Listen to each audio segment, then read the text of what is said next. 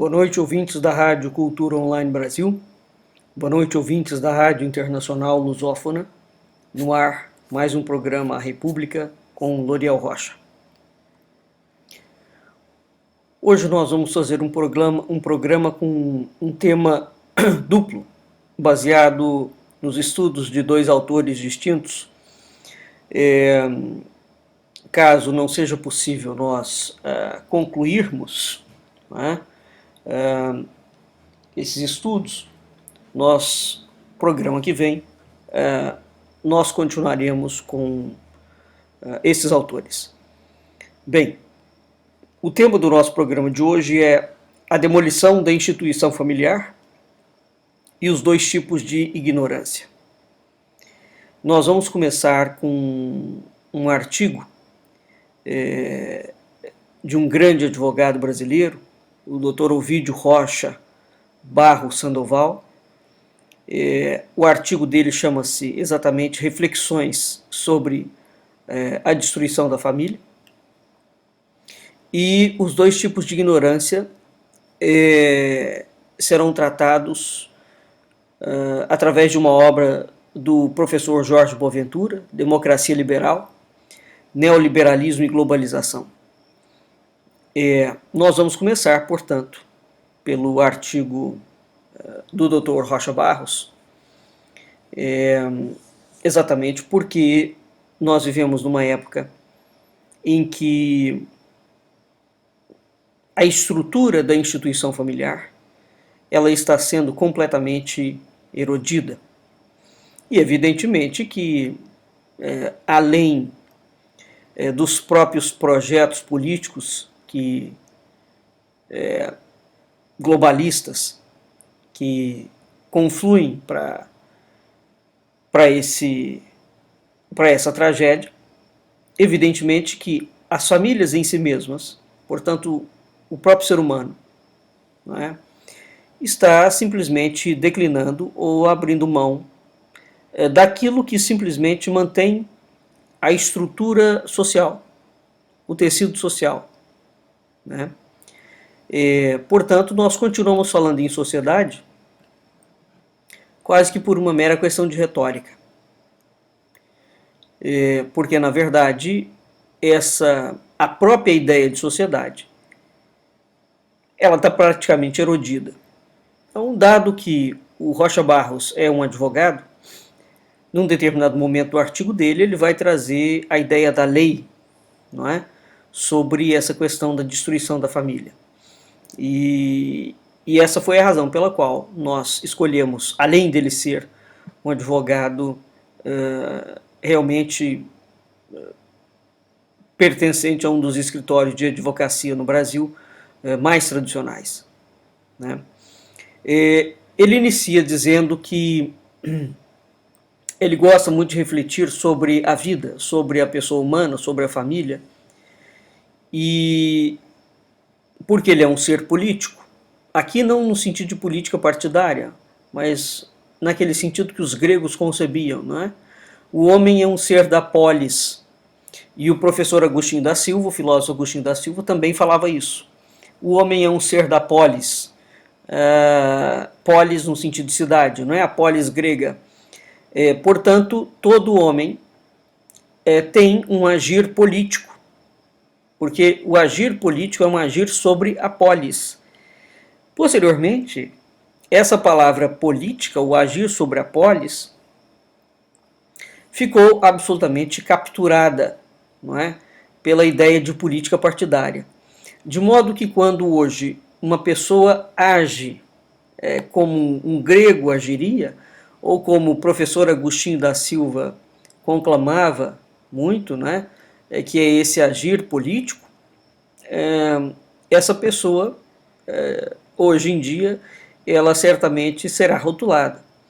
O que é um erro brutal, e evidentemente, como é um erro, nós temos que não só nos insurgir contra ele, bem como enfrentá-lo e colocar a pessoa, digamos, no lugar dela. Então, todo ser humano é um ser político, por essência. porque todos nós nascemos, crescemos, nos desenvolvemos e morremos em sociedade. De modo que tudo que nós fazemos na nossa vida impacta diretamente na sociedade. O raciocínio é tão simples quanto esse. Isso é o ser da polis, né? É o ser político. De modo que, quando eu abro mão de refletir sobre a minha própria pessoa, sobre o meu caráter, sobre a minha moral, sobre o meu comportamento, seja ele a nível privado, seja ele a nível coletivo, evidentemente que a ideia da polis, a ideia da cidade, vai ficando cada vez mais caótica. É claro, porque as cidades em si mesmas, nós já falamos isso várias vezes, as cidades em si mesmas, elas não existem. Não é? Elas são uma abstração teórica, uma abstração conceitual. O que existe? O ser humano. A cidade não. Ela é construída, é um artifício. Não é? E mesmo que o homem construa os edifícios não mordem as pessoas, não fazem mal às pessoas. Não é? Portanto, esse ser da polis é preciso que nós recuperemos esta ideia do ser político e do agir politicamente. E isso não tem nenhuma relação com política partidária. Né? É preciso deixar isso muito claro. Bem, então, o doutor Rocha Barros fala que ele gosta de refletir sobre isso. Claro, é um advogado, não é? E ele afirma que tem 4 filósofos prediletos: Aristóteles, São Tomás de Aquino, Ortega y Gasset e Jacques Maritain. Então ele começa endereçando o seu pensamento, as suas reflexões sobre a pessoa humana e sobre a família humana, diante do risco de que os valores fundamentais do homem, do ser humano e da família estão absolutamente comprometidos, né, dentro do tempo que nós vivemos. Bem, no século XII, São Tomás de Aquino, partindo da filosofia de Aristóteles, e não só, partindo de um método de educação grego, que era o trivium e o quadrivium, não é? São Tomás cria a escolástica cristã. Então é preciso entender que aquilo que fundamenta o ensino da escolástica cristã é um método de ensino grego, considerado, portanto, pagão. Ninguém reflete sobre isto. O que dá a entender, um erro dramático que as pessoas têm é o seguinte: os gregos, quando se fala aquele povo era pagão, não, eles acreditavam em Deus, em deuses. Não havia um materialismo. É um erro notório imaginar que um povo pagão é um povo materialista. Claro que não é. O fenômeno do materialismo ele surge com o marxismo, com o leninismo, com o comunismo. Então, um indivíduo, uma cultura pagã, não tem nenhuma relação com uma cultura materialista. Seja como for, a escolástica, aquilo que agora virou moda novamente, notadamente no Brasil, está se repetindo muito essa coisa de escolástica. Então Aristóteles, São Tomás, vai em Aristóteles, cria a escolástica cristã. E a Suma Teológica dele é, digamos, a referência nesse aspecto. Então, a refutação do pensamento de São Tomás é uma obra que demanda um certo trabalho, porque o pensamento de São Tomás visou a construir e a refletir sobre a própria história humana. Então, o Dr. Rocha Barros começa a refletir sobre a pessoa humana. O homem é pessoa porque Deus é pessoa. Não é? E a gente não pode hoje entrar nisso, porque isso é uma discussão teológica densa. Bom, todo ser humano, ao nascer, todo ser humano nasce homem ou mulher, né? Ou ele nasce com dois sexos. Pronto, são casos raros, mas eles existem. Então, via de regra, todo ser humano nasce homem ou mulher. É preciso parar com essa coisa de gênero, né, que esses esquerdistas alucinados e loucos criaram. Não existe gênero. Né? Não existe 42 tipos de gênero. O gênero não é uma construção social. O sexo não é uma construção social. Basta nós refletirmos da seguinte forma. Se nós admitirmos a possibilidade da evolução darwiniana das espécies, né? Todas as espécies no planeta, as árvores inclusivamente, têm o sexo macho ou fêmea. Existe uma mão macho e uma mão fêmea. A amora macho e a amora fêmea. A manga macho e a manga fêmea. Pouquíssimas pessoas sabem disso, por exemplo. Que as plantas têm a planta macho e a planta fêmea. Todos os animais, insetos, têm o macho e têm a fêmea. Ora, se o macho ou a fêmea, que equivale ao homem e à mulher, no gênero humano, fossem uma construção cultural, como esses esquerdistas enlouquecidos estão pretendendo que seja, então, efetivamente, não há de existir o boi e a vaca, né? O leão e a leoa, o cachorro e a cadela. Porque essa coisa de dizer que o órgão genital masculino é uma criação cultural é não só algo completamente estúpido, é bem como essa gente, então, precisa de apresentar qual é a teoria de genética, né, e de anatomia, e de morfologia, e de citologia, enfim. Eles precisam de apresentar um novo modelo de evolução para o planeta. Porque não é possível que todas as espécies na natureza, árvores, insetos, animais, o ser humano é uma espécie que está dentro da natureza, ele não está fora. Portanto, até esse discurso enlouquecido para legitimar o quê? Legitimar nada, legitimar simplesmente a prostituição, a bandidagem, a picaretagem, né, a patifaria, é isso que está sendo legitimado. Porque, efetivamente, o que a pessoa faz entre quatro paredes é problema dela. Nós temos que lembrar, por exemplo, que os gregos tinham a chamada pedagogia homoerótica. Né? Então, a ideia da homossexualidade, ela existe em todas as culturas do mundo. Sempre existiu. Não é? Agora, o fenômeno de que os homossexuais querem destruir os heterossexuais, que é a maioria massiva de todos os seres biológicos e não biológicos dentro da natureza, isso evidentemente é um programa ideológico e não merece nem a menor credibilidade, nem a menor discussão. Né?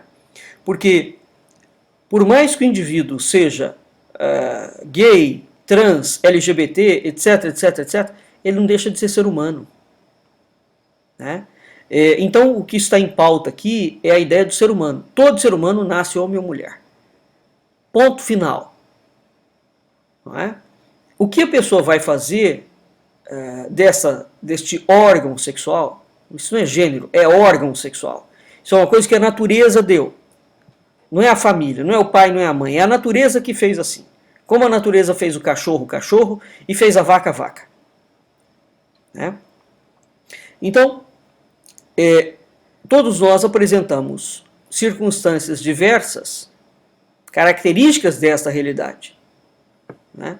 Então, existe uma característica marcante em todos os seres humanos, porque ele tem uma dimensão própria de ser um ser vivente. Qual é a dimensão? Quais são as dimensões dos seres viventes? Primeiro, todos os seres que existem têm corpo, não é? Ele tem uma dimensão corpórea. Então, o corpo é obviamente, uma realidade física, uma realidade material. É um elemento essencial do homem, do cachorro, da árvore, etc. No caso do ser humano e dos animais, o homem não tem condições de se alimentar, de se reproduzir, de se comunicar, de fazer nada, de construir cidades, família, sem corpo. Então faz parte do mundo estar sujeito a todas as sortes e as leis do mundo. Né? A doença e a saúde, o homem tem corpo. Ele tem, inevitavelmente, doença e saúde. Então, não há como fugir dessa dimensão corpórea. Né? A primeira coisa enlouquecida desses esquerdistas esquizofrênicos e psicopatas é querer anular a dimensão corpórea. Ora, mas simplesmente não pode anular a dimensão corpórea de uma espécie. Então seria preciso anular a dimensão corpórea de todas as espécies. O boi não pode ser boi e a cadela não pode ser cadela. É tão simples quanto isso. Se não existe o macho, não existe o macho em nenhuma espécie. Se não existe a fêmea, não existe a fêmea em nenhuma espécie. Acabou. Essa designação, ela é por DNA, ela é biológica. Ela não é uma designação social, não é a sociedade que cria. Os índios não vivem em cidade. E tem índio macho e índia. Né? Portanto, a dimensão do corpo, ela existe. A outra dimensão do homem é a dimensão espiritual.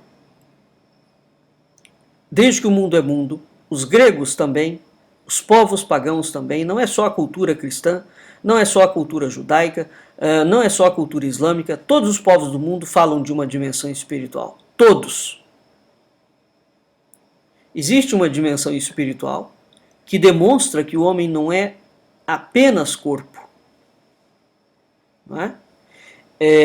Portanto, há uma abertura para a transcendência, para o alto, para o desconhecido. E, evidentemente, a partir do momento que existe a ideia de uma dimensão espiritual, é preciso refletir sobre essa dimensão espiritual. E é preciso de refletir sobre a nossa dimensão corpórea, sob a perspectiva de que ela está inserida, faz parte de uma dimensão espiritual. Portanto, o corpo material tem um elemento espiritual que o nutre, que o sustenta, que o dirige. É a alma, é o espírito, independentemente do nome, né, desta dimensão espiritual que se dê. Portanto, há uma parte do homem e da mulher que sobrevive sempre. Sempre. E que está fora do contexto da polis. Não é? A outra dimensão que o homem tem é uma dimensão social. Eu falei que todos nós somos seres da polis, não é? Todos os homens. O índio não tem cidade, mas ele tem um tipo de polis. Não é? Há uma dimensão social. Todos os homens nascem, crescem, se desenvolvem e morrem em sociedade. O homem é um ser coletivo. Os animais também. Não há nada dentro da natureza que não tenha uma dimensão social. Então essa dimensão social indica que o homem é essencialmente um ser social.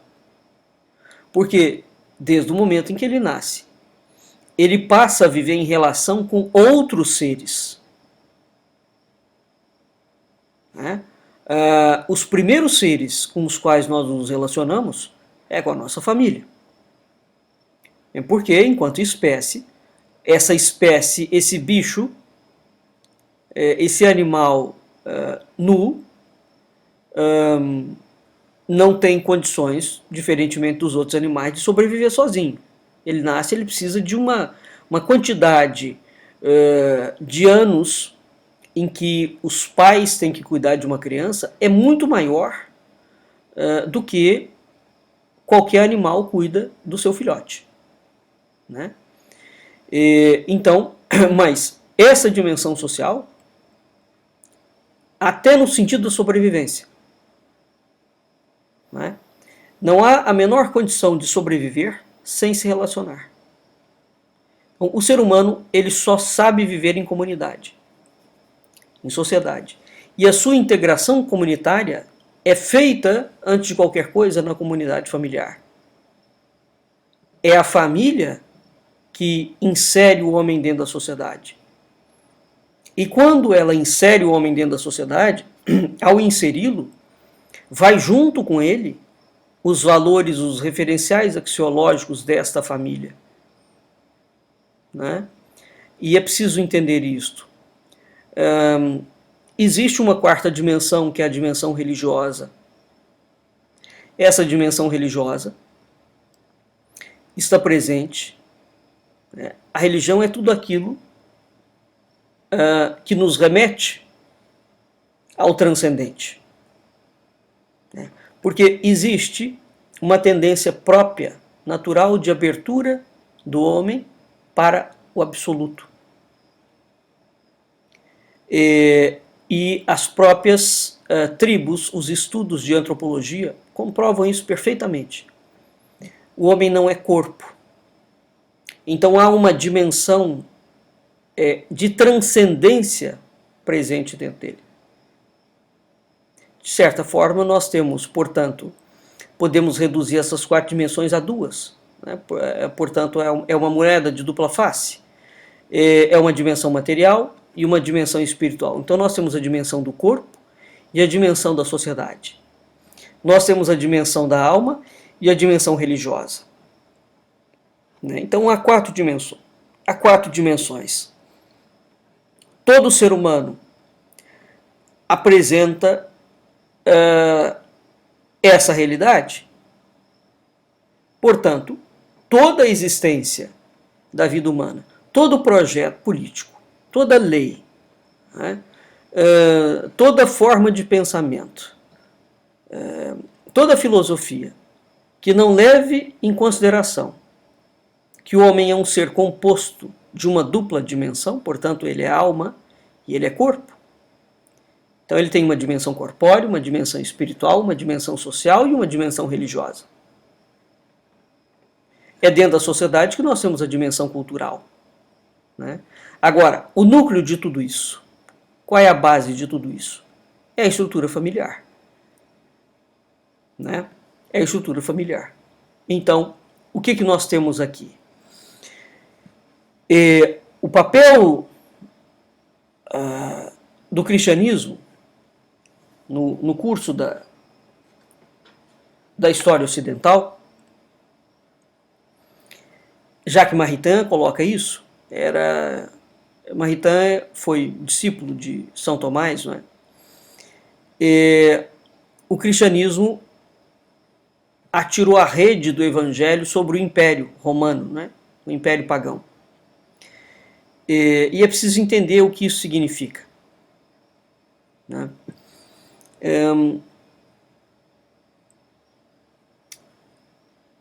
Curiosamente, há alguma coisa que o mundo, e notadamente a ONU, que virou um antro de bandidagem internacional e de destruição da família, todos os projetos da ONU em curso, todos, visam a destruição da família, né? E é interessante, porque quando o presidente Roosevelt, no ano do nascimento da ONU, ele soltou a seguinte declaração: as Nações Unidas querem trabalhar para a instauração de uma ordem internacional na qual o Espírito do Cristo guiará os corações dos homens e das nações. Portanto, a ONU foi criada com um sentido de trazer para a humanidade, de certa forma, né, o diálogo entre essas quatro dimensões, ou entre essas duas, a dimensão corpórea e a dimensão espiritual. E atualmente a ONU não é isso. Aliás, os governos suprimiram, aniquilaram completamente, desde o século XIX, toda a ideia de transcendência. E o mundo foi ficando uma tábua rasa, matéria pura. Então, dentro de uma matéria pura, pode-se experimentar qualquer coisa, porque não há mais nenhum referencial axiológico. Mas eles existem. O fato desses criminosos terem ocupado todos os postos-chave do mundo e estarem querendo, a marteladas, dizer que não existe alma e não existe espírito, não significa que o espírito e a alma não existam. Significa que nós estamos diante de um projeto ideológico de poder. Nada além disso. Não é? Então, esse pensamento aristotélico tomista sobre o ser humano, né, isto é que consiste na realidade do ser humano. Cada ser humano é único, cada ser humano é inconfundível, cada ser humano é irrepetível. Não nasce um ser humano igual a outro, nem os gêmeos univitelinos. Né? E todo homem e toda mulher nascem de uma família, a não ser que a gente parta para a proposta que a ONU vem defendendo, que não há necessidade nenhuma de existir uma família, porque os seres humanos podem ser produzidos em laboratório. Portanto, nós estamos falando de uma criação de indústrias em escala internacional, não é? É o admirável mundo Novo, do Aldous Huxley. Você tem seres produzidos em proveta. O problema é o seguinte, toda empresa tem um dono, não é? Então, nós teremos um dono, um grande empresário, que será o cara que será dono de todos os corpos, de todos os seres humanos. Quer dizer, nem o demônio, nas suas piores maquinações, poderia pensar algo tão maligno, não é? Mas o que está em curso agora é a destruição dessas dimensões. Essas dimensões são atacadas diariamente, né? Em todos os planos. A dimensão corpórea é atacada, a dimensão espiritual é atacada, a dimensão social é atacada e a dimensão religiosa é atacada diariamente. Né? A família, portanto, é uma instituição natural. Ela não é uma instituição criada. Porque a ideia de família advém exatamente de que você tem um macho e uma fêmea, e aquilo gera uma prole. Isso é uma instituição social natural. Natural. Isso existia antes do cristianismo. Né? O cristianismo, evidentemente, existe família em todos os lugares do mundo. Não foi o cristianismo que criou isso. Né? Jacques Leclerc, por exemplo, observa que a igreja viveu a família. A igreja não criou a família. O cristianismo, evidentemente, trouxe um trabalho esplêndido de purificação da família, né? De realçar essa característica cristã, né? Portanto, uma sociedade embasada na verdade, na vida, no amor ao próximo, no respeito. Agora, a família é uma célula indispensável para a formação de homens e mulheres equilibrados, que sejam capazes de melhorar a humanidade, porque eles são pessoas melhores. Não é que a humanidade é um projeto de engenharia. Né? Quando nós somos pessoas melhores, como nós somos pessoas da polis, naturalmente o local em que nós moramos é melhor. Não é? Então, o Brasil hoje é um caos completo e absoluto. Ora, evidentemente que as pessoas, individualmente, contribuíram para esse caos. As pessoas foram abrindo mão dos seus valores familiares, dos seus referenciais, né, das suas famílias. Nenhuma cidade pode fazer isso sozinho. E nenhum político, por mais que ele pretenda, ele também pode fazer isso sozinho. Né? O que ocorre é o seguinte, legalmente falando, a família é, portanto, uma realidade da natureza. Né? A família não é uma constituição ou uma instituição estatal. Toda família é anterior à sociedade. Repito, os índios não têm uma estrutura social e cultural como o branco, mas eles têm família. Então, a família é anterior à sociedade. A família é anterior ao Estado. Portanto, o Estado não tem direito nenhum sobre a família. O Estado não tem direito nenhum sobre o ser humano. Não tem. E isso não está sendo defendido legalmente, porque as pessoas perderam o sentido das dimensões que compõem o ser humano. Ora, tudo que se faz em desfavor da família atingirá a sociedade e o Estado. Evidentemente que, a partir do momento que a ONU e os países, notadamente o Brasil, né, porque nós estamos no Brasil, vem atingindo diretamente a estrutura familiar, que tipo de Estado eles estão preparando? Uma vez que não exista família dentro do Estado. Toda família anterior à sociedade. Então, como é que essa gente pode falar em estar aprimorando a sociedade sem família? O que eles estão fazendo? Qual é o projeto que está por trás disso? É preciso refletir sobre isso. Né? A primeira comunidade para o homem é efetivamente a sua família, não há outra. A primeira comunidade para o homem não é a escola, não é o amiguinho, é o pai e a mãe, é o referencial dele. Então, há uma escala celular, atômica, família, né, macho e fêmea, família, sociedade,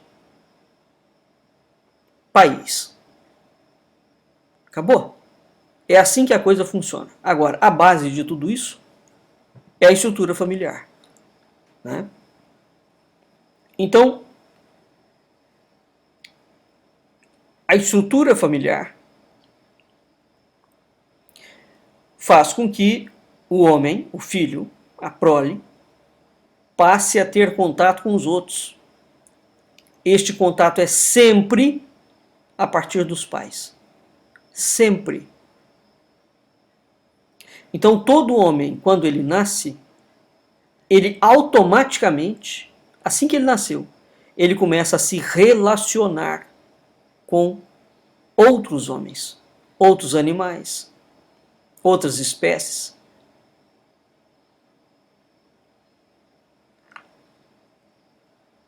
Nós nunca consideramos que a vida, ou aquilo que nós chamamos de sociedade, é uma vida de relação.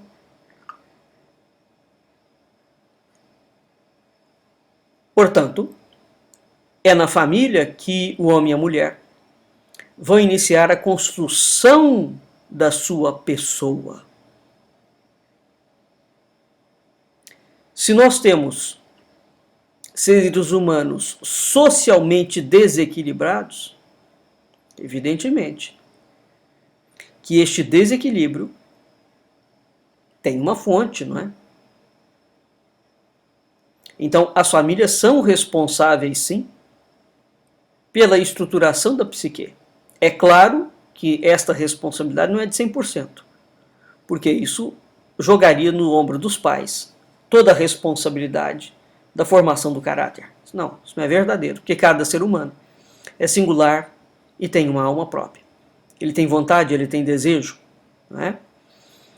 Agora, que existe esta responsabilidade, ela é dupla. É a responsabilidade dos pais e a responsabilidade dos filhos. O homem e a mulher não são seres acabados. Os cachorros são, por exemplo. Os animais são seres acabados. Estão prontos. Nascem de uma forma e não há aqui educá-los para nada. Não é? Eles já estão educados. Já sabem qual é a destinação deles, a missionação deles, digamos assim. O homem e a mulher não. Todos nós somos seres em construção. Todos nós dependemos de outras pessoas. Dependemos dos valores, das circunstâncias adquiridas na família. Então, nesse trabalho que o homem faz sobre si, é um tipo de lapidação, é um tipo de látomos, é a lapidação da pedra bruta. Então, nesse trabalho de artífice da própria pessoa, nós temos duas imagens que vão guiar sempre a existência do ser humano. É a imagem do pai e a imagem da mãe. É a imagem da família. Mesmo que um filho fique muito tempo com a avó, o referencial paradigmático dele é o pai e a mãe. Não é a avó. Então, essas imagens são intransferíveis. E elas são insubstituíveis. Isso foi, sim, desde a mais remota antiguidade.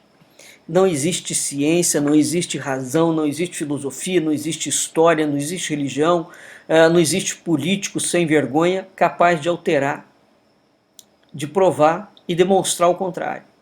Porque ele pode falar, ele precisa de provar o contrário. Se fosse possível a substituição desta imagem, deste símbolo familiar, a criança passaria a sofrer o impacto de dois fantasmas, segundo Platão e Aristóteles, Então não é possível alterar isso. Veja que os gregos já entendiam isso claramente. É curiosíssimo esses assuntos ainda virem à baila, e nós estarmos colocando e aceitando que se coloque em cima da mesa a discussão de que se família é importante ou não. E ninguém para questionar a loucura da proposta que vem do governo federal brasileiro, do governo estadual, do Congresso, da ONU. Então, é na família que o homem e a mulher aprendem, é na família que o homem e a mulher forjam o seu caráter, fazem o seu trabalho de construção de si mesmo, porque, finalmente, todo ser é dotado de responsabilidade, de liberdade. E quem o dota? É a família? Não. É o Criador. Todos nós somos livres para escolher qualquer coisa. E essa escolha automaticamente me torna responsável por ela. Então toda a ideia de liberdade está anexada a ela a ideia de responsabilidade.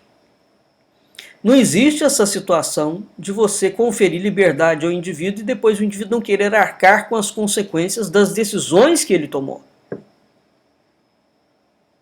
Liberdade e responsabilidade são duas palavras que estão juntas, unidas. Todo ser humano é livre para escolher. Por quê? Porque ele foi o responsável pela sua escolha.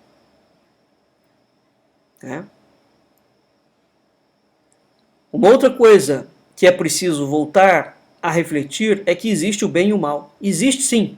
Existe uma pessoa mais bonita do que a outra. Existe uma pessoa mais inteligente do que a outra. Existe uma pessoa mais sabida do que a outra. Existe uma pessoa mais malvada do que a outra. Todos os seres humanos são diferentes. Esta ideia de que todo mundo é igual é coisa de comunista. As pessoas não são iguais. Nunca foram. As pessoas não têm a mesma força, não têm a mesma disposição, não têm o mesmo caráter,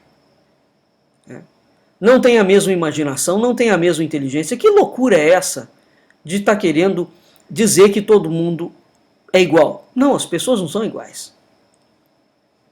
Não há este tipo de igualdade ou de fraternidade dentro da estrutura da natureza. A gente vê isso nos próprios animais. Um coelho tem não sei quantos filhotes. Quando você convive com cada filhote, todos eles têm um temperamento completamente distinto um do outro. Portanto, é péssimo essa situação a qual todo mundo está sendo exposto, criando uma ilusão de que há uma igualdade psíquica e anímica entre as pessoas. Ela não existe. Ela não existe nem fisicamente. Existem mulheres muito bonitas e homens muito bonitos e pessoas muito feias. Mas e daí? Essa é a realidade corpórea delas. Pode não ser a realidade anímica, não é? Portanto, a pessoa que nasceu feia tem que lidar com isso. E a pessoa que nasceu bonita vai ter que lidar com um problema pior ainda. Porque a beleza toca a existência corpórea durante uma fase muito curta na vida do indivíduo. Então, se o indivíduo não se preparar para envelhecer, não é? O indivíduo simplesmente se desestrutura completamente. De modo que cada um carrega a cruz que é sua, e é assim mesmo, e não pode ser diferente. Então existe o bem e o mal no mundo? É claro que ele existe. Dizer que um traficante de drogas é uma pessoa legal, boazinha, e que nós podemos admitir, como a Colômbia acabou de admitir, um partido de narcotraficante, as Farc, virar um partido político, que é o que estão querendo aqui no Brasil? Bom, isso é, efetivamente, não é a banalização da existência, é transformar o mal em bem. É a inversão completa de todos os valores e de todos os referenciais. Porque a partir do momento que um narcotraficante pode ser chefe de um partido político, o país está acabado. No Brasil nós temos isso, só que os caras são disfarçados, né? Mas veja o resultado dessa quadrilha que toma conta do país, aonde o Brasil está. Ora, bem, então há o bem e o mal. Isto também faz parte da realidade. Agora, também nós somos livres para escolher se nós vamos seguir o caminho do bem ou se nós vamos seguir o caminho do mal. É preciso parar com essa tolice de dizer que nós somos desencaminhados porque o fulano me desencaminhou. Não, você se desencaminhou. Porque você tinha a opção de seguir por outra via. Vamos lembrar que a ideia de liberdade está diretamente anexada à ideia de responsabilidade. Não existe uma única escolha, uma vez que ela seja livre, que não me impute automaticamente, que não me torne automaticamente responsável da minha própria escolha. Portanto, se eu escolhi um caminho e me dei mal, a culpa é minha mesmo, não é do outro. E se eu fui na conversa do outro, é porque eu quis ir, não é porque ele me induziu, eu quis ir. As pessoas não assumem as responsabilidades da sua própria vida. Quem escolhe o bem, constrói o bem. Quem escolhe o mal, opta sempre por destruir a ele mesmo e as pessoas à sua volta.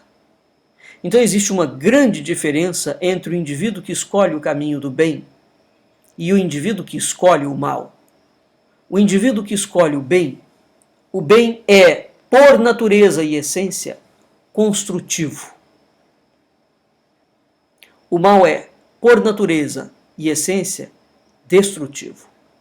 Então, um indivíduo que pratica ações más, né, se nós trocássemos a palavra maldade pela palavra destruição, essa figura, essa pessoa é um ácido, tudo que ele toca, ele destrói. Né?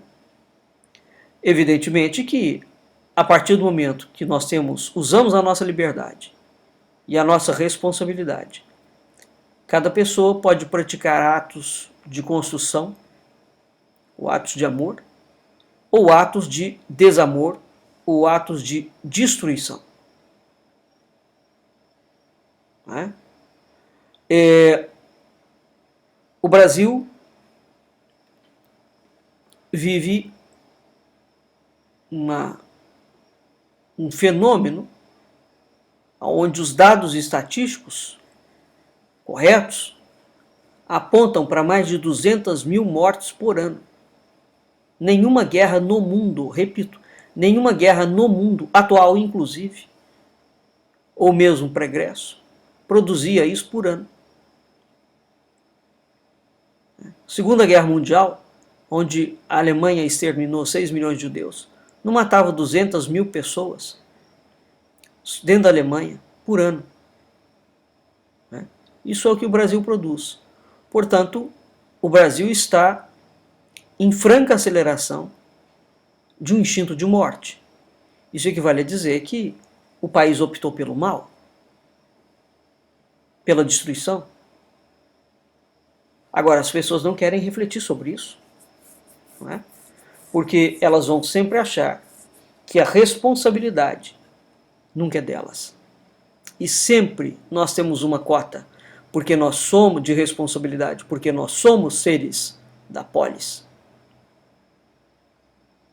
No mínimo, nós tínhamos que cuidar da nossa família. Porque se nós estivéssemos cuidando da nossa família, sendo exemplo dentro da nossa família, exemplo para os nossos alunos. Exemplo é exemplo. E não é exemplo porque a pessoa quer aparecer, não. É exemplo porque aquilo é a vida da pessoa. A pessoa é daquela forma.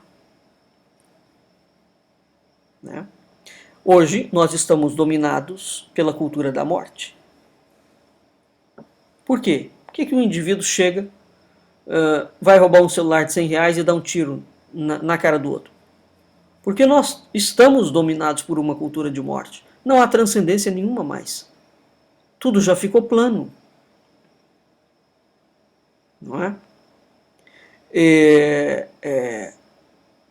A partir do momento que um mundo não tem nenhum referencial de valor superior, evidentemente que ele só pode partir para a instabilidade, para a mutação, para a destruição, para o mal.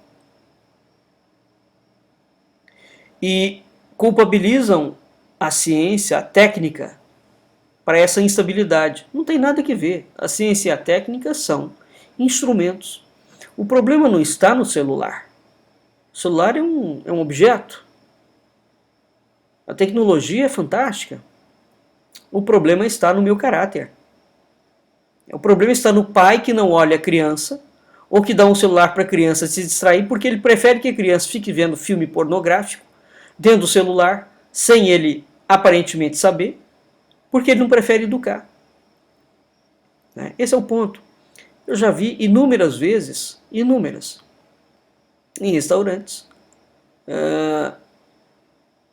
uma mesa de pai e 2 filhos ou 3 filhos, cada criança com um celular, almoçando e jogando, e não existe um diálogo dentro daquela família. Quer dizer, isso não é família mais. Isso é alguma outra coisa que por uma convenção qualquer ainda se mantém o nome. Então as pessoas abriram mão de educar os seus filhos. Ora, não é o mundo moderno que está rápido. É você que não assume a responsabilidade da sua existência. Não é o mundo que está arrastando as pessoas para fazer coisas novas e loucas. É a pessoa que tornou-se rebelde contra qualquer forma de verdade, de princípio transcendente. A pessoa optou por ser rebelde. Optou.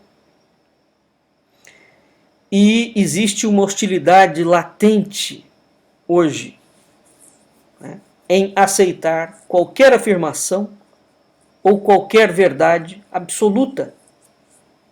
As pessoas querem continuar fazendo de conta que as verdades são relativas. Não, as verdades não são relativas. Há uma verdade absoluta, ou várias.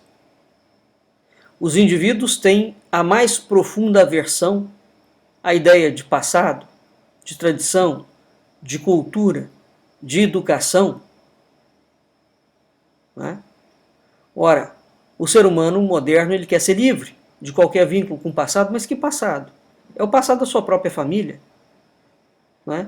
A partir do momento que o indivíduo olha para a mãe, para o tio, para o avô, para o bisavô, e acha que eles são coisa do passado, é uma peça de liquidificador que ficou velho, e você simplesmente pode jogar aquela peça, trocar ela, que ela não vai te fazer a menor falta. O que é isso? Isso é, na verdade, uma rebeldia, uma hostilidade, é uma pessoa guiada pelo mundo da matéria. Ela está completamente emprenhada pelo pensamento marxista e não sabe. Porque é o pensamento marxista que sempre projeta tudo no futuro. O futuro é sempre melhor do que o presente e do que o passado. Né? Portanto, o ser humano dito moderno, onde ele quer se libertar de qualquer vínculo com o passado, quer se libertar de verdades absolutas, ele quer se sentir livre em todas as manifestações da sua vida política, social, religiosa, moral, econômica, etc, etc. Ele quer se sentir livre sem ser responsabilizado. Então o que nós temos? Desde o século XIX nós temos o pensamento, um pensamento de secularização, não é? Onde a transcendência, Deus, foi excluído sistematicamente de todas as manifestações da vida social. Mas vamos entender que quando se fala em vida social, na verdade isto foi excluído da vida pessoal. O homem tem 4 dimensões, vamos lembrar disso sempre. Ele tem uma dimensão corpórea, ele tem uma dimensão social, ele tem uma dimensão anímica e ele tem uma dimensão religiosa. O que os movimentos, as filosofias, as ciências, a política do século XIX em diante fez?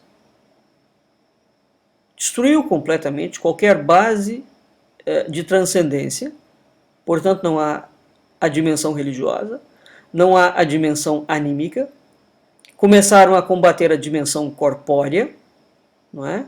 E começaram a combater a dimensão social, portanto eles destruíram todas as dimensões. Há 200 anos, nós já fizemos programa sobre isso, há 200 anos nós não temos no planeta definição conceitual de ser humano, definição filosófica. Antes do mundo entrar nessa loucura em que ele está, eles destruíram a noção de ser humano. Né? Evidentemente que a partir do momento que foi destruída a noção filosófica ontológica, nós não temos uma antropologia filosófica do ser humano.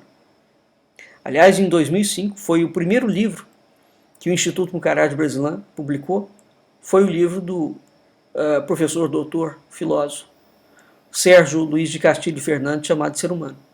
Uma obra única no mundo, porque é um ensaio em antropologia filosófica. O Sérgio foi o único indivíduo no Ocidente a ensaiar a ideia de uma antropologia filosófica. Vamos voltar a pensar sobre o ser humano, porque não se fala mais sobre o ser humano, não é? E tampouco se ensina às pessoas que a ideia de ser humano foi completamente destruída.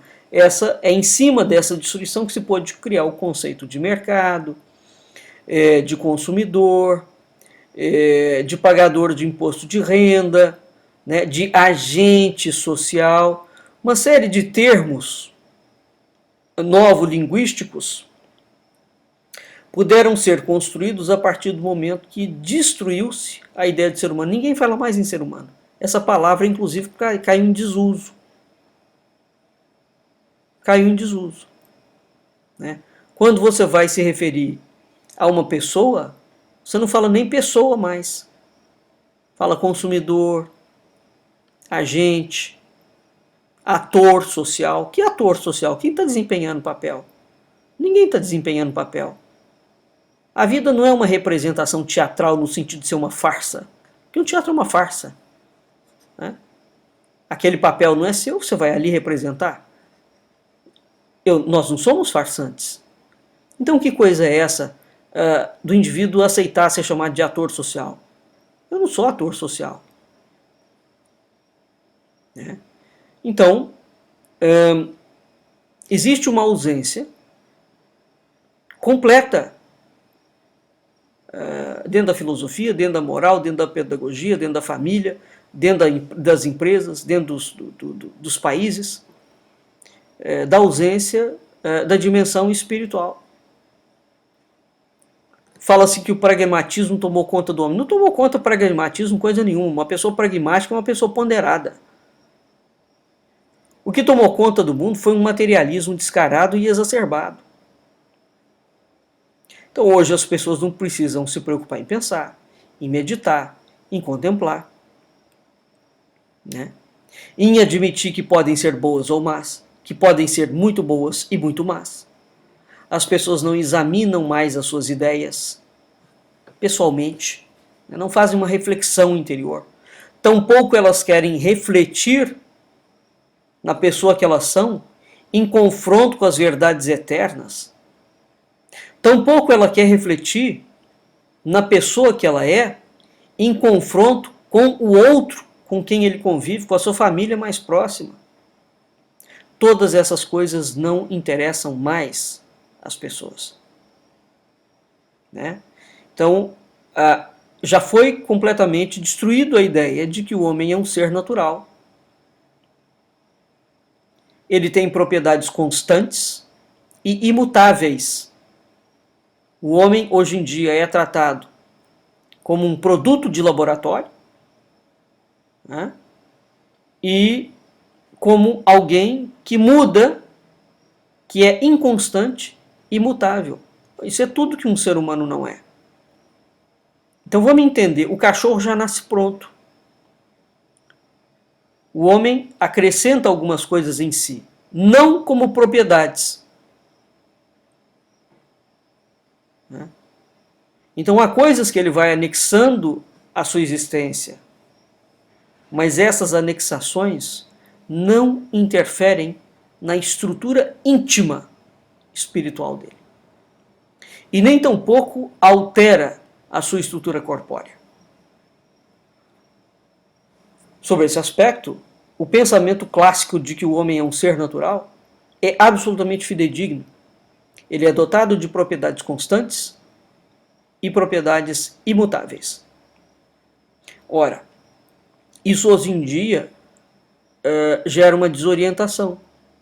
O homem moderno não distingue o bem do mal, o verdadeiro do falso, o belo do feio, o justo do desonesto, o útil do prejudicial, o lícito do ilícito, o decente do inconveniente.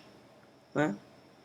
Ele aparentemente diz que não tem segurança com mais nada, não tem nenhum ponto de apoio, ele vive suspenso num vazio, ele vai do nada para lugar nenhum. Haja vista, por exemplo, que em Brasília teve uma exposição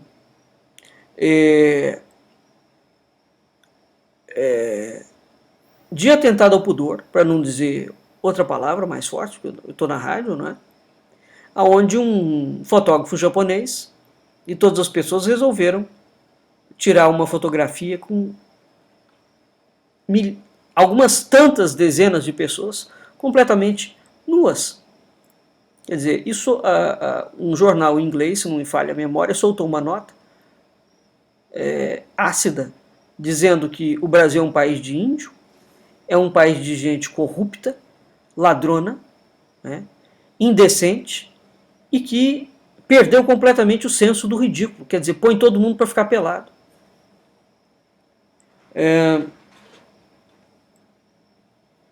E termina dizendo que o comunismo fez estragos violentíssimos no Brasil.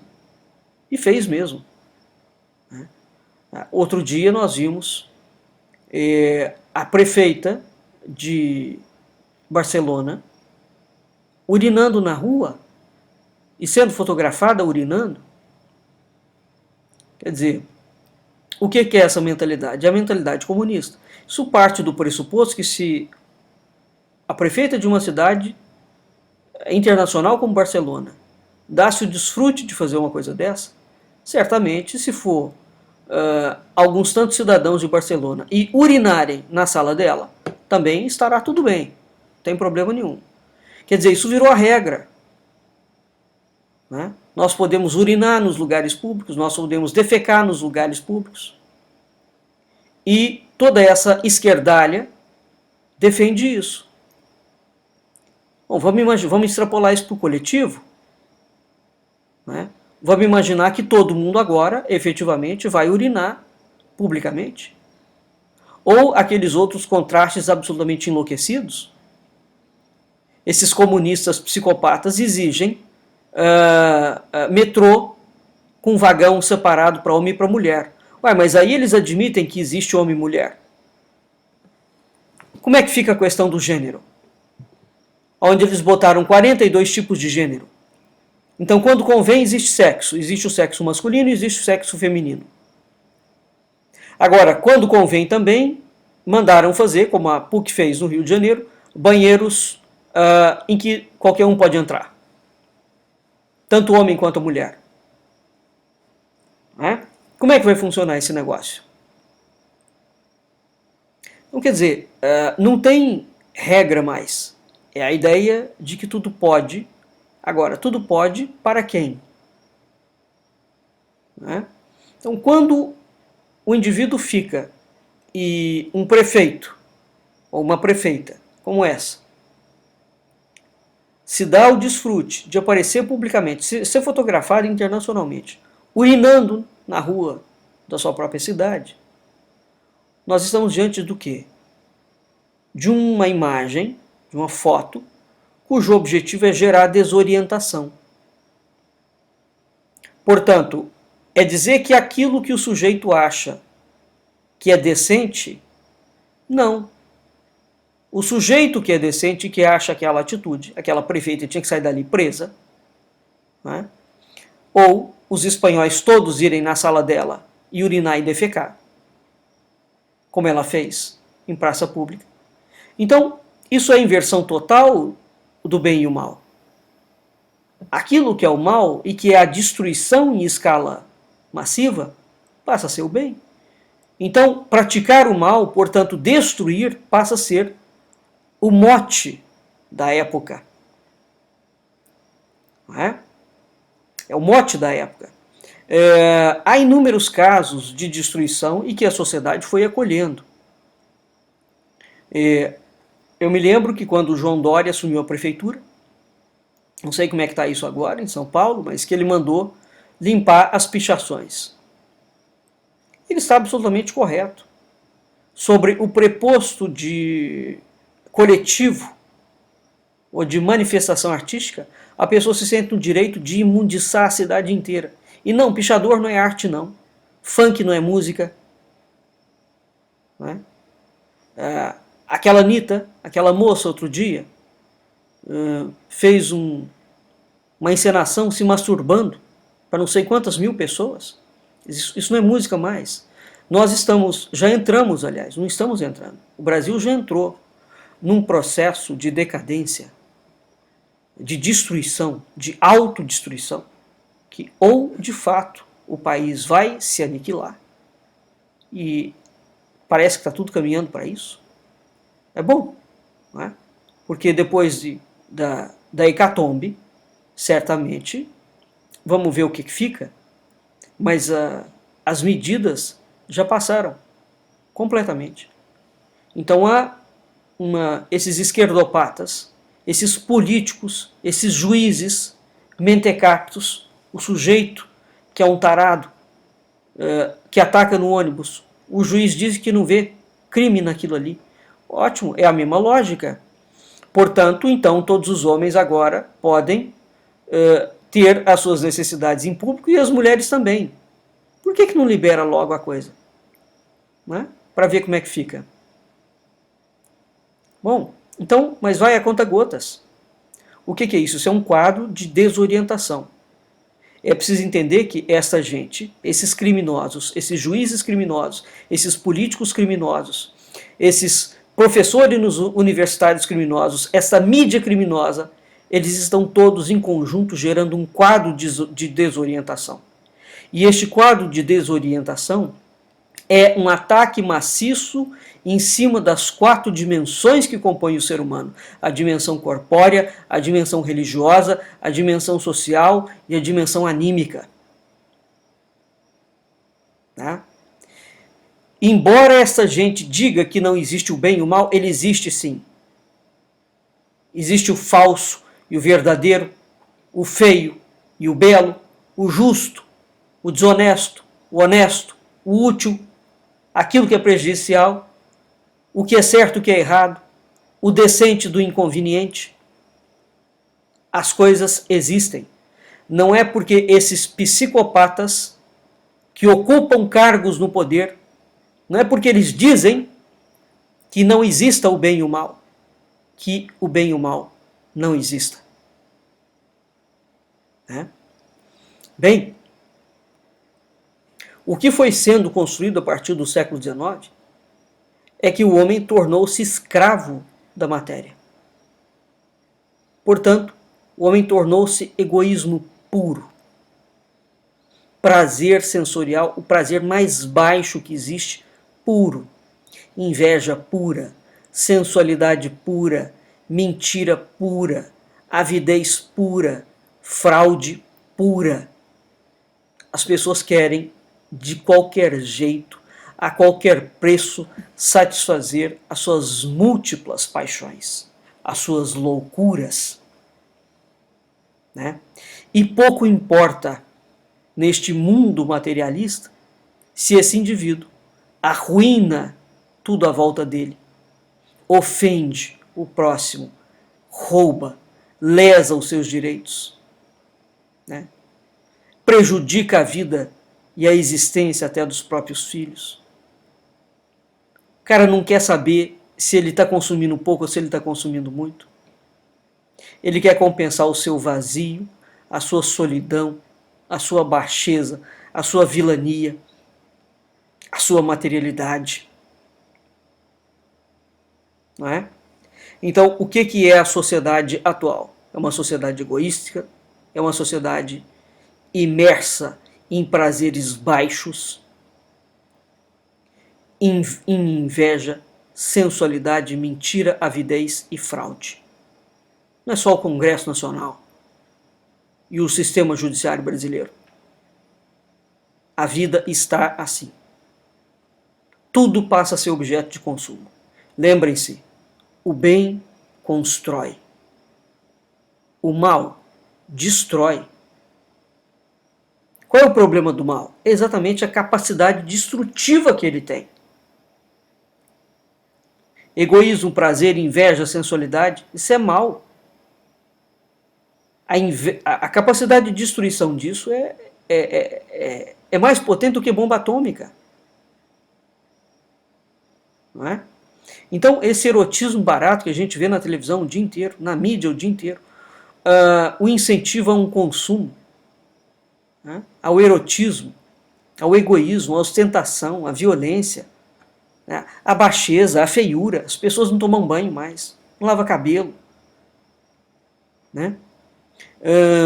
Anda de roupa rasgada, pode ficar pelado? Não pode. Né? Então, impera sempre a tradição do novo. Isso é um projeto eminentemente comunista. É o marxismo e o comunismo, leninismo, socialismo, todos os ismos que projetam sempre o mundo para o futuro. Tudo é novo. Né? Então, a gente vive num mundo em que nós estamos fugindo dele, do presente. Porque existe sempre uma novidade à frente, portanto, as coisas não podem ser acabadas. Não é? As coisas não podem ser finalizadas. Porque uma vez que eu finalizo aquilo ali, eu estou perdendo tempo com aquele negócio. E mais à frente, tem outra coisa muito melhor. Então, nós temos hoje um Estado brasileiro e as famílias que abandonaram completamente os princípios de moral, os princípios do direito,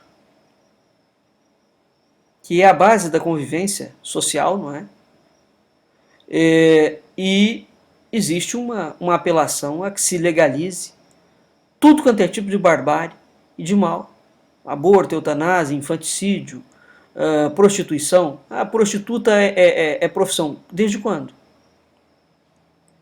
Mas não é mesmo. A pessoa se vê forçada a fazer aquilo ali por outras razões. Mas dizer que isso é uma profissão, não. Pode ser.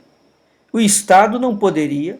Uma coisa é você proteger o indivíduo e dar apoio a ele no que ele necessita. Outra coisa é achar que prostituição pode ser profissão. Não, não pode. Não pode. Isso ofende a dignidade humana. Não só a pessoa não pode, como os animais também não podem. Como foi achado na Coreia. Inúmeras macacas prostitutas presas em gaiola. Inúmeras, mas várias. Porque os tarados vão lá fazer sexo com as macacas. Quer dizer, isso é de uma baixeza. O ser humano é capaz de coisas verdadeiramente impressionantes. Agora, a partir do momento que tudo pode, para essa geração de gente degenerada, de fato pode. Nós estamos caminhando para exatamente aquele cenário do Mad Max, em que um destrói o outro. Então, a partir do momento que o ser humano não existe, a dignidade do homem é desrespeitada, porque não existe ser humano. Então, essa agressão contínua atinge a família, que é o reduto essencial da vida humana. Não existe nenhuma ideia de compromisso social, de sociedade saudável, de cultura saudável, destruindo a família. Portanto, tudo que o governo brasileiro fala é mentira absoluta. O Lula é um mentiroso descarado.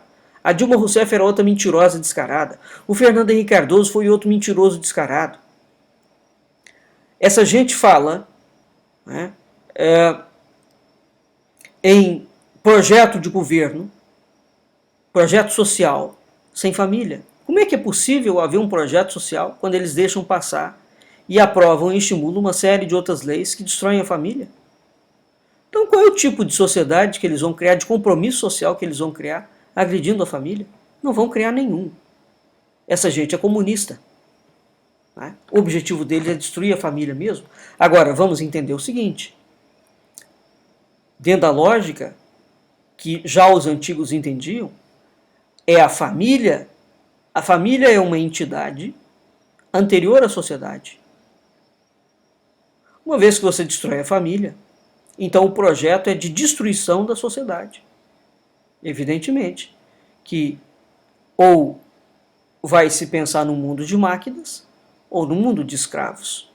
Não tem uma terceira opção aqui. A partir do momento que a família é o foco da destruição. Então o foco é a destruição daquela cultura. É a destruição daquela civilização. Vejam vocês que, curiosamente, o comunista, no caso o russo e o chinês, eles não admitem que a ideia de família seja desestruturada.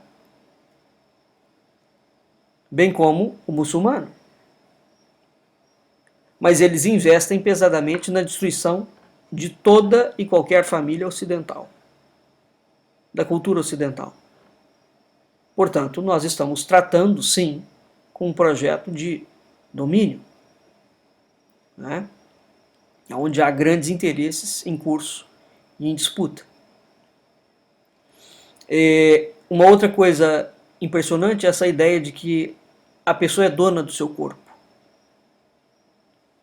Não, a pessoa não é dona do seu corpo.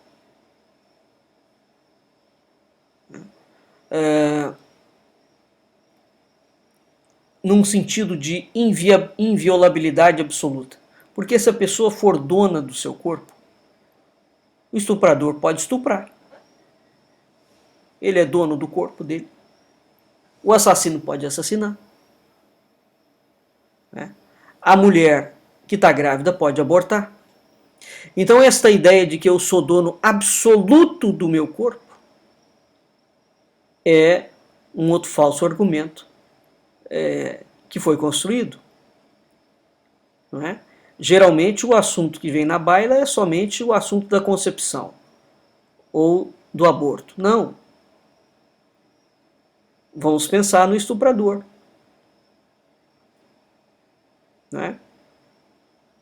Se o indivíduo pode fazer do corpo dele o que ele quiser, vamos pensar no cheirador de cocaína. O corpo é dele, portanto ele cheira a cocaína que ele quiser, da quantidade que ele quiser, do tempo que ele quiser. Então essa ideia de que o nosso corpo é nosso absolutamente, não é. Por quê? Por uma razão muito simples. O homem tem 4 dimensões. Vamos lembrar sempre disso. Uma dimensão é a corpórea, mas esta dimensão corpórea está inserida naturalmente dentro da dimensão social. Portanto, este fato concreto já diz que há um limite para o meu corpo, para a minha atuação corpórea. Lei Maria da Penha. O que está implícito por trás disso? O homem pode bater em mulher? Não, não pode, mas também mulher não pode bater em homem, hein? Não pode ficar avançando em cima de homens. O que está implícito no conceito aqui? O limite do corpo. É tão simples quanto isso. Não é o limite da liberdade, não. É um limite corpóreo. Um adulto pode espancar uma criança? Claro que não. Aqui por várias razões. Primeiro, a noção de força de um adulto, não é? E segundo, a noção de limite. Portanto, quando nós começamos a raciocinar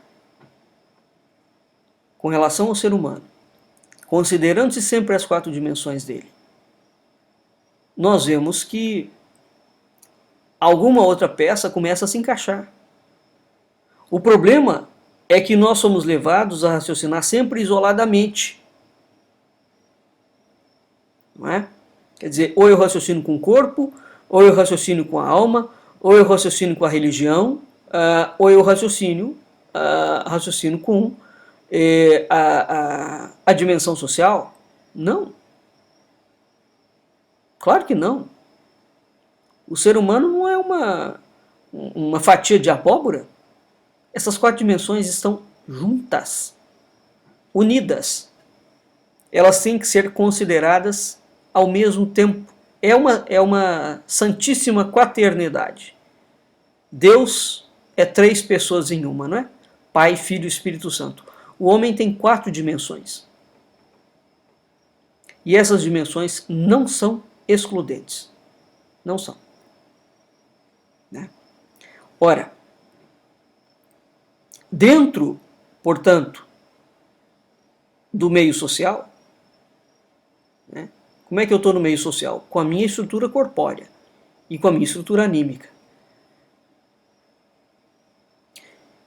Então, o indivíduo,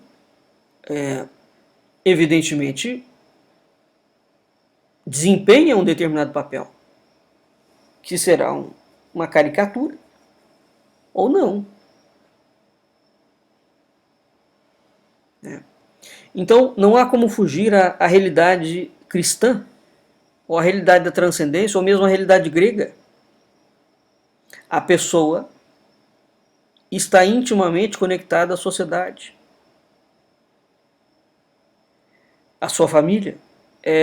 Portanto, é não só natural, bem como lógico, que este indivíduo queira o bem-estar da sua família, da sua comunidade, da sua sociedade, da sua esposa, do seu filho, dos seus animais.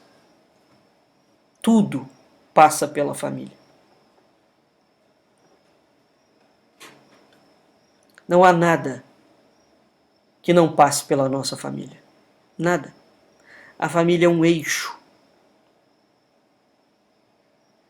Se não existe esse eixo, não existe progresso, não existe humanidade. Portanto, o Brasil é um país criminoso, reitero, criminoso, sobre todos os aspectos. É um governo de criminosos. A partir do momento que eles retiram da família o lugar natural dela. Uma família não pertence ao Estado. Nenhum governo tem o direito de controlar a vida de uma família. Nenhum governo tem o direito de dizer que não existe família. E nenhum governo tem o direito de dizer que não existe o macho e a fêmea. Porque todas essas coisas existem. E esta existência, a realidade desta existência, foi dada por Deus. Não foi dada por políticos, por juízes. A existência da família é obra da criação de um ente supremo.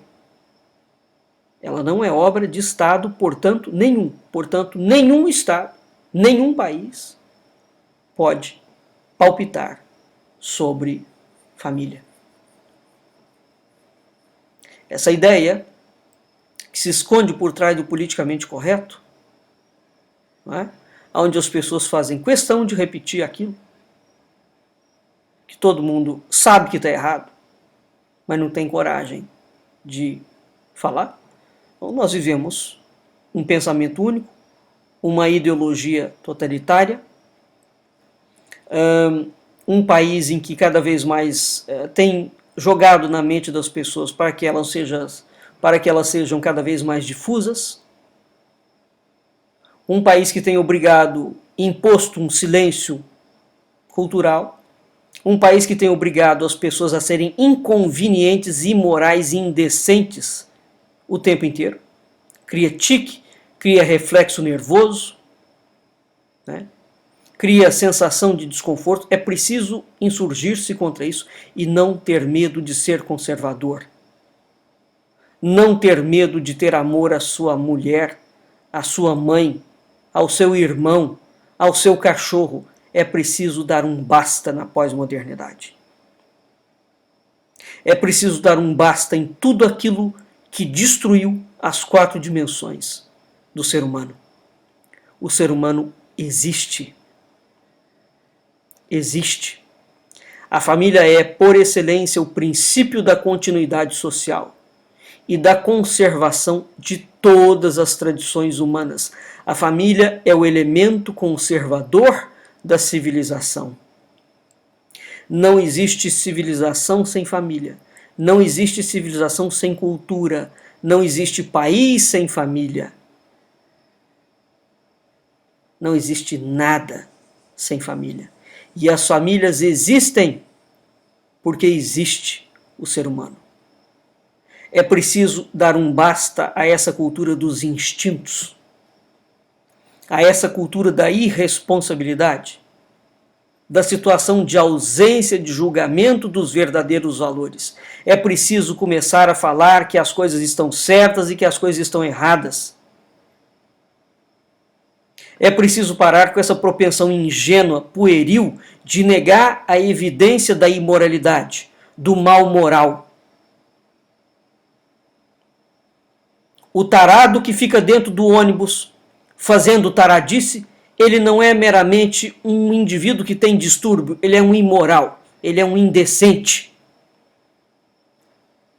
Porque, como dizia o maldito do Lula, nunca antes na história dessa humanidade teve tantos tarados. É curioso isso. Homens sempre existiram, mulheres sempre existiram, mas de onde está saindo tanto tarado? É claro, não há lei. Ninguém tem medo de mais nada. Não existe a diferença entre o privativo e o público. Tudo tornou-se público. Não tornou-se não. Existe o público e o privado. Existe a intimidade, a minha intimidade e a sociedade. Há coisas que eu posso compartilhar com a minha família e há coisas que eu não devo compartilhar com quem não é da minha família. não é? Então é preciso parar de negar que o mal existe. É preciso criar um centro de referência da nossa consciência. A nossa consciência está sendo deformada diariamente. Nós temos que voltar a sermos seres humanos. É dentro desta humanidade que habita em mim e que faz com que eu seja pessoa, porque pessoa é Deus, e como filho de Deus eu também sou pessoa. É dentro deste centro orientador e determinante superior que o molde da minha vida se fará. Não existe uma época em crise, existem seres humanos em crise. E por que as pessoas têm crise? Porque elas perderam o sentido das coisas. Elas perderam a raiz da sua própria existência. Elas se perverteram. É preciso voltar aos clássicos. É preciso voltar às cozinhas das nossas avós. É preciso voltar a ter respeito e admiração e a querer ser igual era o nosso avô, que falava baixo, que era respeitoso. A casa das nossas tias, que tinham 20 sobrinhos, 30, 40, em férias. E aquela quantidade de criança nunca deu trabalho para os adultos. Por quê? Porque havia regra, havia ordem, havia respeito, havia ideia de família, havia o sentido da raiz das coisas.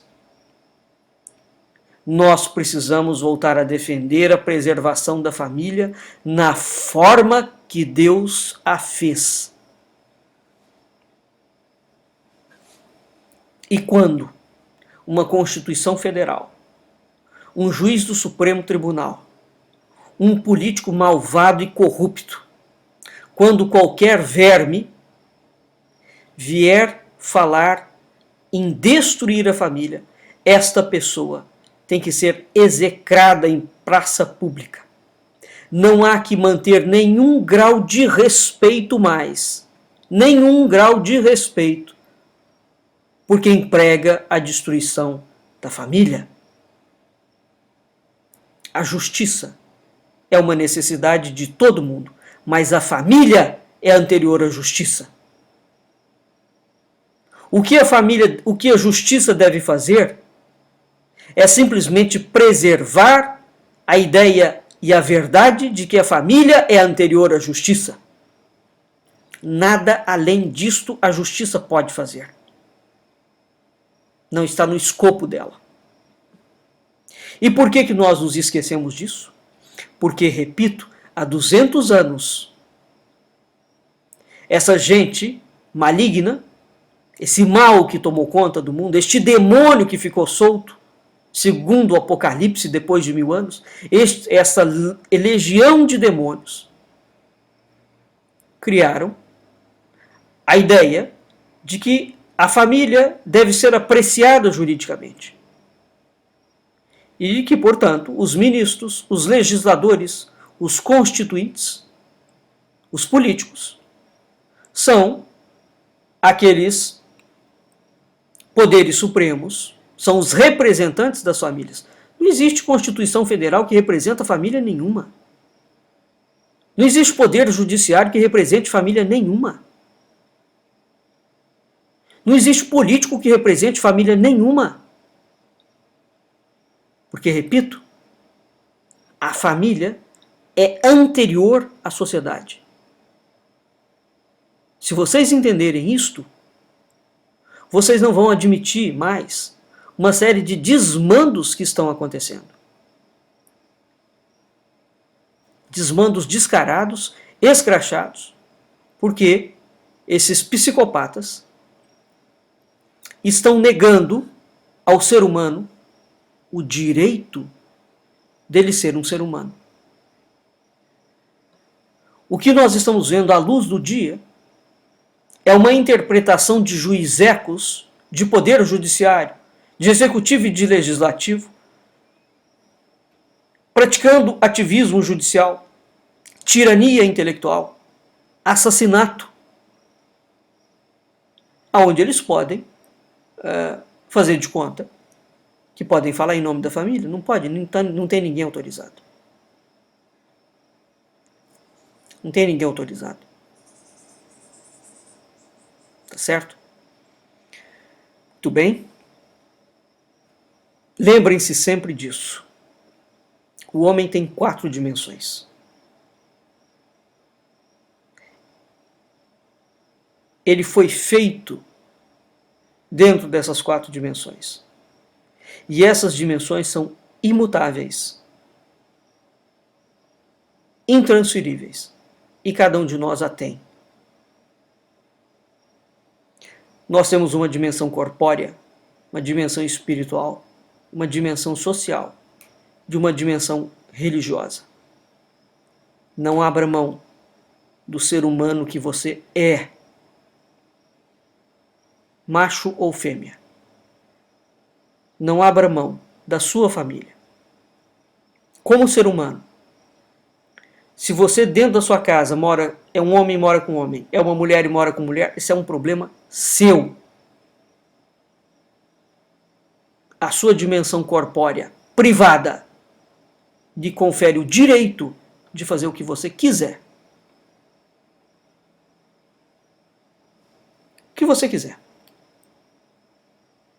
A sua dimensão social, não.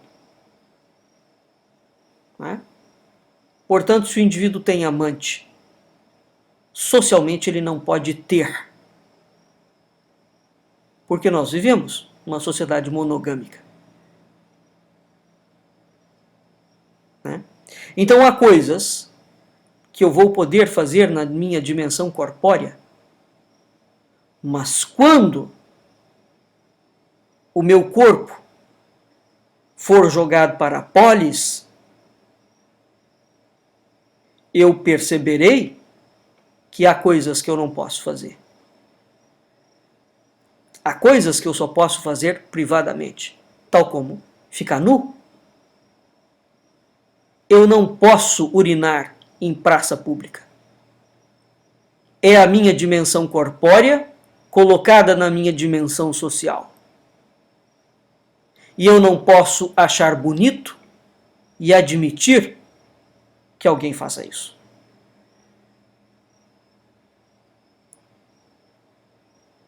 Então, quando nós começamos a raciocinar dentro das dimensões, e nós aprendemos isso com quem? Com os gregos. Já os gregos ensinavam isso. A escolástica vai trazer isso de volta. Então o homem é um ser composto de uma dupla dimensão. Ele é corpo e ele é alma. Ele é um sínulo. E é impossível separar essas duas coisas. O que nós temos é uma tentativa sistemática, contínua, de gente criminosa que separa e coloca para entrar em conflito as 4 dimensões. E elas entram mesmo. Mas vamos entender que quem tem que lidar com as 4 dimensões e entender que elas existem, somos nós mesmos. Daí a ideia da cultura, da educação, do ensino. Nós aprendemos isso perfeitamente dentro da nossa casa. Vou dar um exemplo. Dentro da minha dimensão corpórea eu tenho fome. Não é?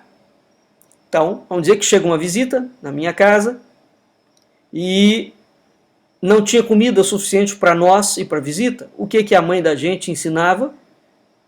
Diminuir a quantidade de comida de cada um para a visita comer, ou alguém, no caso a mãe ou o pai, ou algum filho, ficaria sem comer para dar de comer ao outro. Essa é a dimensão corpórea em relação com a dimensão social e com a dimensão espiritual e religiosa. Você abre mão de si para o outro. Se você não é capaz de fazer isso, você não é capaz de nada. Então as famílias nos ensinavam as boas famílias, as famílias tradicionais, as famílias clássicas. Né? A família em que o pai e a mãe não gritavam dentro de casa, como um louco desequilibrado. Essas famílias que tinham muitos filhos, muitos primos, muitos netos, essas famílias cheias, com muita alegria, com muita gente diferente, com muita diversidade de opinião. Né? Essas famílias antigas ensinavam impecavelmente como nós iríamos lidar com a dimensão corpórea, a dimensão espiritual, a dimensão social e a dimensão religiosa. Urge voltar